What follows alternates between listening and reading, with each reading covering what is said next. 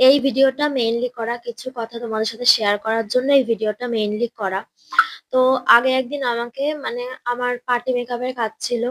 তো সেখানে গিয়ে যথারীতি আমি আমার কাজ করছিলাম। তো হঠাৎ মানে আমার যে ক্লায়েন্ট তার রিলেটিভ সে হঠাৎ করে আমাকে এসে জিজ্ঞাসা করছে কি তোমার চার্জেস কত মানে পার্টি মেকআপের। তো আমি আমার চার্জেসটা বললাম।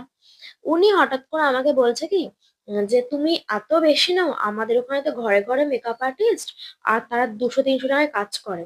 তো আমার না কথাটা শুনে কেমন লাগলো, হঠাৎ করে 200-300 টাকা একটা মানুষ কি করে কাজ করতে পারে, যেখানে প্রোডাক্টের এত এত দাম সেখানে 200-300 টাকায় কাজ করা তো অসম্ভব।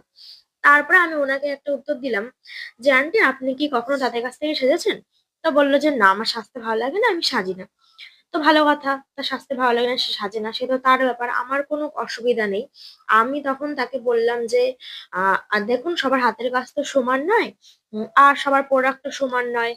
আর তারপরে বললাম যে দেখুন আমি যে শিখেছি তার একটা মানে দাম আছে, তারপরে প্রোডাক্টের একটা দাম আছে, আমার সময়টা যাচ্ছে, সবকিছু মিলিয়ে আমার যেটুকু নেওয়ার দরকার মনে হয় তো আমি সেই টাকাটুকুই নিই। তো আমার মনে হয় না আমি খুব বেশি টাকা চার্জেস নিই বা যাই হোক।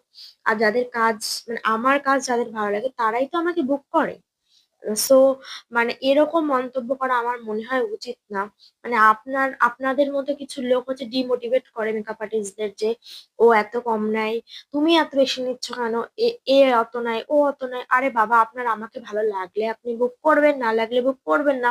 বাট এরকম কথাবার্তা বলার তো কোনো মানে হয় না, তাই না? যারা মেকআপ আর্টিস্ট আছো তারাই আমার সাথে রিলেটেড করতে পারবে এই ব্যাপারটা, হয়তো আমার একার সাথে না, অনেকের সাথেই হয়তো এরকম হয়েছে। যাই হোক, এরকম মানে পাবলিক কি বলবো আর, মানে কিছু বলার নেই এনাদের, সত্যি কথা। মানে খেয়ে দিয়ে কোনো কাজ নেই, যত উল্টো পাল্টা কথা বলতে পারলেই বাঁচে। তো সবাই এনাদের মতো লোকের কাছ থেকে দূরে থাকবে।